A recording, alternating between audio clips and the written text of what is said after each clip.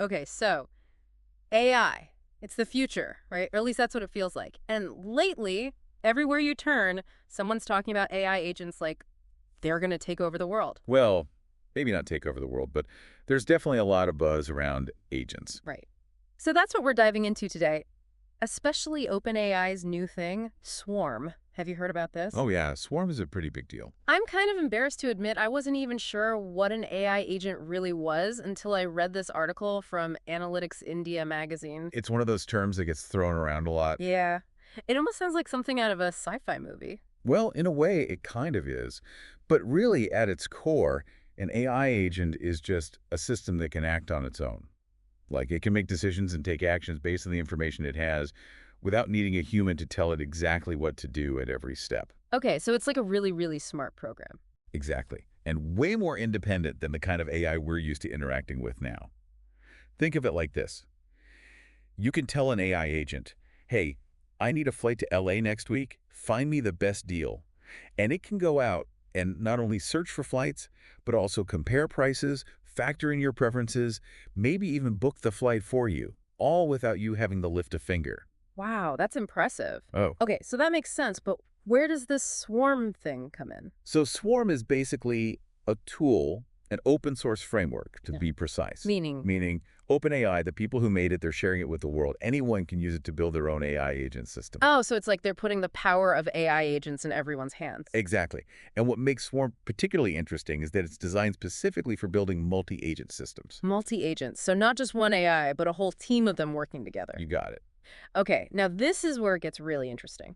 But how do these AI agents actually work together? I mean, do they have little meetings and assign tasks to each other? Well, not exactly meetings, but they do have ways of communicating and collaborating. The article mentions this thing called handoffs. Basically, one agent can start working on a task, and if it gets stuck or realizes another agent might be better suited for the job, it can hand it off. So it's like a relay race with AI agents passing the baton. Yeah, exactly. It's all about leveraging each agent's strengths to achieve a common goal. That's really cool. But I have to ask, with all this autonomy and these agents running around making decisions, how do we make sure they don't go off track? It's a valid concern, and that's something that OpenAI has thought a lot about. One of the key things about Swarm is that it's designed with control and testability in mind. So it's not just about setting these agents loose and hoping for the best. Not at all. It's about giving developers the tools to monitor what these agents are doing, how they're interacting, and make sure they're staying on target. That makes me feel a little better. So it's still early days then for Swarm. Definitely. It's more of an experimental playground right now. Not quite ready for building the next big AI assistant just yet. But it's a huge step toward understanding how these multi-agent systems can work. I see. So it's more about research and experimentation than actual real world application at this point. For the most part, yeah.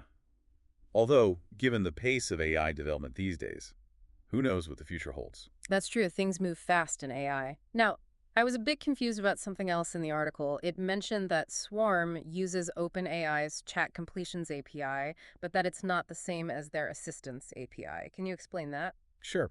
The Assistance API is more focused on building these really powerful but kind of black box AI systems. You give it input and it gives you output, but you don't really know what's going on under the hood. Okay, so it just works, but we don't really know how. Right. Swarm, on the other hand, by using the chat completions API, it emphasizes transparency. It lets developers see how the agents are interacting, how they're making decisions. So it's more about understanding the process. Exactly. And that's really important, especially at this early stage. We need to be able to understand how these systems work if we want to build safe and reliable AI. Okay, that makes sense. So we've got these AI agents, we've got Swarm, which is a way to build multi-agent systems. But how do we know these things actually work? How do we even measure how good they are? That's a great question, and that's where things get even more interesting. Along with Swarm, OpenAI released something called MLE Bench. It's basically a benchmark, a set of tests, to see how well these AI agents can handle real-world machine learning tasks. Oh, a test for AI. I like it. So, like, what kind of tasks are we talking about? Is this like AI taking the SATs? Laughing. Kind of. Think more along the lines of challenges that data scientists face every day. They actually took these challenges straight from Kaggle competitions. Kaggle, that's like the big leagues for data science, right? Exactly. So we're not talking about trivial tasks here. These are complex problems that require a deep understanding of data and algorithms. Okay, so how did the AI agents do? Were they able to handle the heat? You're not going to believe this. The best performing agent configuration on MLE Bench, it actually achieved a Kaggle bronze medal level Wait, seriously? A bronze medal? Like competing against humans? in almost 17% of the competitions they tested. That's insane. I mean, I knew AI was getting good, but to be competitive with human experts on that level, that's a whole other ball game. It is pretty mind-blowing when you think about it. Yeah. And it really highlights the potential of these multi-agent systems. So how did they pull it off? What kind of AI wizardry is going on behind the scenes? Well, they used a pretty powerful language model from OpenAI O1 preview. Okay, so that's like the brains of the operation. You could say that. But they also used this really interesting technique called aid scaffolding. Aid scaffolding. Okay, you've officially lost me. Think of it like this. Imagine you're building a house. You could just give a bunch of builders some tools and materials and say, go for it. Or you could give them a detailed blueprint. Okay, that makes a lot more sense. So aid scaffolding is like giving the AI agents a set of instructions or a framework to guide their problem solving. Exactly. It's about providing structure and guidance, not just raw processing power. So it's like they're giving the AI a bit of a head start, but the AI is still doing the heavy lifting. Exactly. And the results speak for themselves. A bronze medal is nothing to sneeze at, especially in the world of Kaggle competitions. Definitely not. So what does this all mean for the future of fields like data science and machine learning? Are we all going to be out of a job soon? That's the million-dollar question, isn't it? But I think it's more nuanced than just AI taking over jobs. It's about finding ways for AI and humans to work together more effectively. So like a collaboration rather than a competition. Precisely. Imagine AI handling the tedious, repetitive tasks of data analysis, identifying patterns that humans might miss, even generating initial models. That frees up human data scientists to focus on the more creative and strategic aspects of their work. Like interpreting the results, coming up with new hypotheses, ensuring ethical considerations are taken into account. Exactly. It's about augmenting human capabilities, not replacing them entirely. That's a much more optimistic way to look at it. But let's zoom out a bit. We've been talking about AI agents and swarm in this very specific context of data science.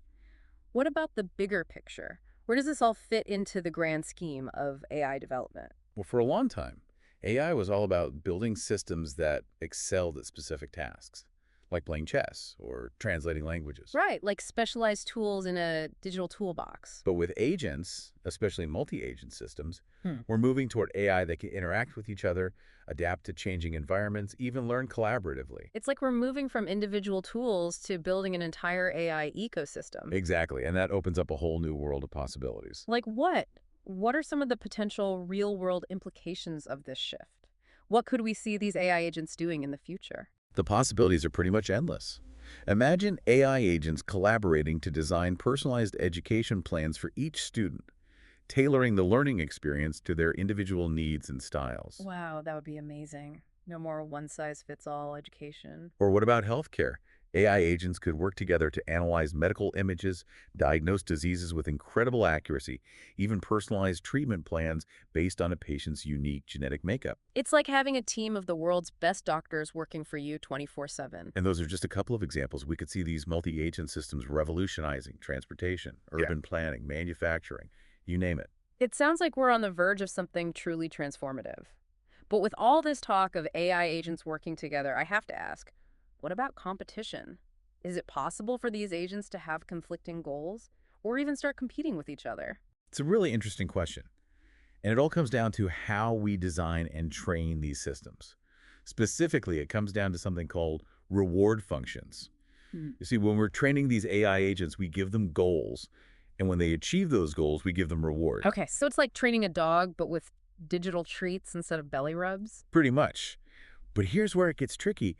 If we're not careful about how we design those reward functions, we might accidentally create AI agents that prioritize their own success over the needs of the group. Oh, so they could become like digital egomaniacs just focused on their own digital trophies. Exactly. It's a classic problem in game theory. How do you get a bunch of individuals to work together for a common good? Right, because too many AI agents looking out for number one could lead to chaos. Right, that's the risk. We have to design these multi-agent systems to Yeah. incentivize cooperation to make sure they're working towards shared goals, not just their own personal gain. It's like we want them to be team players, not solo artists. Exactly. And that's one of the big challenges in this field, figuring out how to build AI that is both intelligent and collaborative. AI that plays well with others.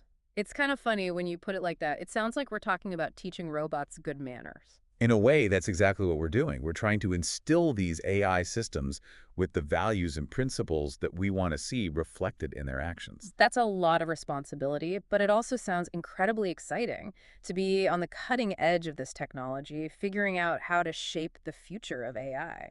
It definitely keeps things interesting, and that's why it's so important for people to be aware of what's happening in the world of AI. These advancements are going to have a profound impact on our lives, so the more we understand them, the better prepared we'll be to navigate the future. Absolutely. Knowledge is power, especially when it comes to AI. Well, I have to say, this has been a fascinating deep dive into the world of AI agents and OpenAI's Swarm. For our listeners who are eager to learn more, where should they go? What would be a good starting point? Well, OpenAI has been great about making a lot of this information accessible. The article we've been discussing, it actually has a link to the Swarm GitHub repository. Mhm. GitHub, for those who don't know, it's kind of like the go-to place for developers to share code and collaborate. But I'll be honest, looking at lines of code isn't exactly my idea of a good time. Is there a more, shall we say, user-friendly way to explore this stuff? Definitely. Just browsing through the documentation on the GitHub page can be really helpful. OpenAI has got a good job of explaining things in a way that's easy to understand, even if you're not a programmer. So even if you're not fluent in Python or whatever, you can still get a sense of how Swarm works. Absolutely. And there are also lots of great resources online, articles, videos, even online courses that can teach you the basics of AI and multi-agent systems. So there's really no excuse for not diving in and learning more, especially since this technology is going to have such a big impact on all of our lives. Exactly. The future of AI is being written right now, Hmm. and the more we know about it, the better equipped we'll be to shape that future. Well said.